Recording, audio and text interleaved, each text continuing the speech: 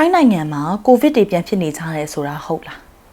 ဘန်ကောက်ပို့စ်သတင်းမှာတော့မေ17ရက်ကနေမေ18ရက်ကြားမှာကိုဗစ် case အသစ်3300တွေ့တယ်လို့ဖော်ပြထားပါတယ်အဲ့ဒီထဲက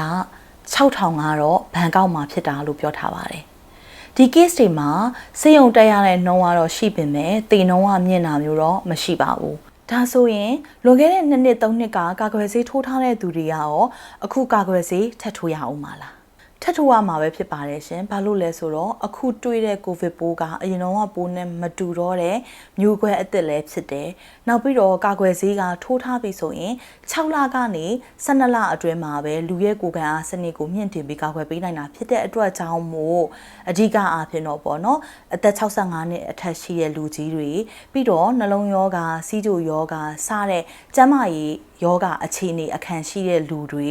ကိုဝင်ဆောင်တဲ့တွေကတော့ booster dose လို့ခေါ်တယ်ပေါ့နော်နောက်ထပ် dose တစ်ခုကိုထပ်ထိုးရမှာပဲဖြစ်ပါတယ်ဒါဆိုရင်ဆရာမတို့ကဘယ်လိုကာကွယ်ရမှာလဲဆိုတော့အရင်တုန်းကအတိုင်းပဲပေါ့နော် mask တက်ရပါမယ်လက်ဆေးရပါမယ်လူတွေနဲ့နည်းနည်းဝေးနေရပါမယ်လူအုပ်တွေရှောင်ရပါမယ်တကယ်လို့ကို့မှာဒီလိုမျိုးယောဂလက္ခဏာတွေရှိနေပြီလို့ထင်နေဆိုရင်တော့ rapid antigen test ပေါ့နော်ဆရာမတို့ test strip လေးတွေကိုယ့်အနေကိုယူပြီးတော့ဝယ်ပြီးတော့စစ်လို့ရပါတယ်ရှင်အခုဖြစ်တဲ့ကိုဗစ်ကတော့ပုံမှန်အေးမိချောင်းဆိုးသလိုမျိုးပဲပေါ့နော်ဖျားမယ်ချောင်းဆိုးမယ်နှာစီးမယ်လဲဘဲနာမယ်ကိုလက်တွေနာမယ်အရင်တုန်းကလိုအနံ့ပြောက်တာတွေအရသာပြောက်တာတွေကတော့အခုကိုဗစ်ပိုးမှာတိတ်မဖြစ်လေရှိပါဘူးဒါပေမဲ့ယောဂလက္ခဏာပြင်းထန်တဲ့သူတွေဆိုရင်တော့ဆေးရုံတက်ရတာမျိုးတွေရှိပါတယ်အသက်ရှူခတ်တာအောက်ဆီဂျင်ကျတာစသည်ရှိနိုင်ပါတယ်အကောင်းဆုံးကတော့ booster dose ကာကွယ်ဆေးပြန်ပြီးတော့နောက်တစ်ကြိမ်ထိုးသင့်ပါတယ်လို့ဆရာမအကြံပြုချင်ပါတယ်ရှင်